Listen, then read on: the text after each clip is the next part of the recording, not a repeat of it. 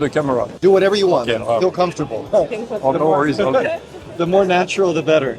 Alrighty, I am in a fantastic place right now. I am in Ampuis, France, and I have the Rhône River right behind me, and I have all of these amazing vineyards there in the background, and it's just fantastic. So I'm here at Découvertes on Vallée du Rhône, the region's flagship trade fair. This isn't open to the public. It's where importers, sommeliers, and buyers from around the world come face to face with Rhône producers, tasting their wines and shaping what ends up on wine lists and shelves globally. For a few days, these halls become the beating heart of the Rhône Valley wine world. The Northern Rhône is a narrow ribbon of vineyards carved into steep granite slopes. Here, Syrah is the only red grape, producing wines that are powerful yet refined. Starting in Côte-Rôtie, literally the roasted slope above the town of Ampuis, Syrah is sometimes co-fermented with Viognier, adding floral perfume and elegance. Just downriver, Hermitage and Saint Joseph showcase Marsanne and Roussanne alongside Syrah, making whites that are rich and textural. Small in size, but immense in reputation, the Northern Rhône is the birthplace of some of the world's greatest Syrahs. Most of the wines from the Rhône Valley never leave France. Nearly 2/3 are consumed domestically. That means many of the bottles poured here are rarely seen abroad. The masterclass is a chance to taste them side by side, from tiny domains to household names. Earlier this year in Paris, I tried Guigal's 2013 Le Turque, one of their legendary Côte-Rôtie wines, and I was blown away. From that moment, I was hell-bent on visiting the region and seeing these wines at their source. For one bottle of Côte-Rôtie, you have maybe 1,000 or 10,000 bottles of Bordeaux. So it's a drop in all the world.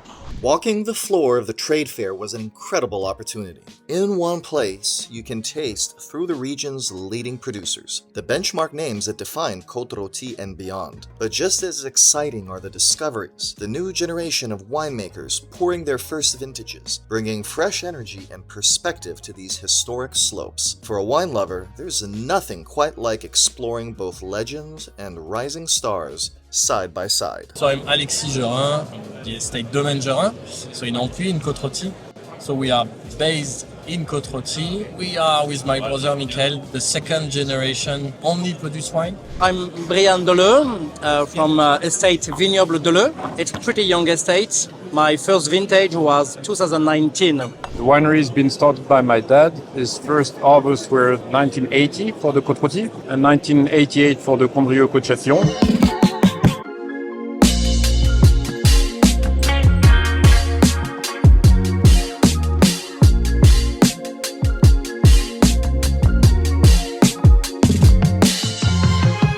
Guigal is the powerhouse of Côte-Rôtie, producing nearly half of the appellation's wines, yet never compromising on quality. Their most celebrated bottles are known simply as the Lalas, La Mouline, La Landonne, and La Turque. These single vineyard Côte-Rôties, each with its own soil, exposure, and character, are among the most coveted Syrahs in the world. Wine critic Robert Parker once described them as redefining what Rhône wines could be: rich, complex, profound, yet with a precision that allows them to age gracefully for decades. For many collectors and sommeliers, tasting a Lala is not just drinking a wine, it's experiencing the pinnacle of Côte-Rôtie. The Guigal family established in Ampuis 100 years ago. We today have a large business because we sell nearly 8 million bottles. So Marc-Etienne opened the winery in 46, only buying grapes and wine as negociant, and he finally get his first vineyard in 66. That's a small plot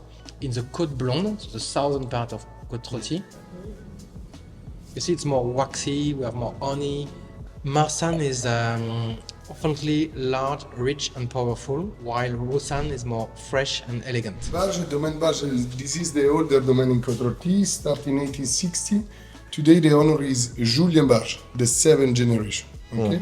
Côte-Rôtie appellation, blend for 3 grapes, donc Roussanne, Marsanne and Viognier. Vintage 23, fermentation in the vats, 3 months after filtration in the bottle. Saint-Joseph, the first red, Saint-Joseph, Clos de la Ribaudy, this is the name to the plots. Vintage 23, aging 1 year in the big barrel. The soil in Saint-Joseph, only granite. Okay. Donc the first Côte-Rôtie is Les Côtes. This one is the blend for 2 plots, Blonde Coast and Combar Liodi. The next one, Cor de Combar. This is the single vineyard, very little plots. The volcanic soil, vintage 20, the same aging to the Les Côtes, 18 months. Côte-Rône is southwest, so it's mostly burned by sun in summer. Côte Blonde is south, Chavaroche is mostly south. Landonne is more southeast, so we have not the same maturity for the grapes. Which vineyard do you think is the best in terms of the microclimate or the soil? We like Chavaroche because it's on the rock and it's very special. We have, Good drainage. Yeah, we have more concentrated wines. So I'm here in Hermitage, just stopped at one of the random vineyards, and it's really cool. Definitely great to actually be at ground zero of where things are happening here in the Rhône Valley.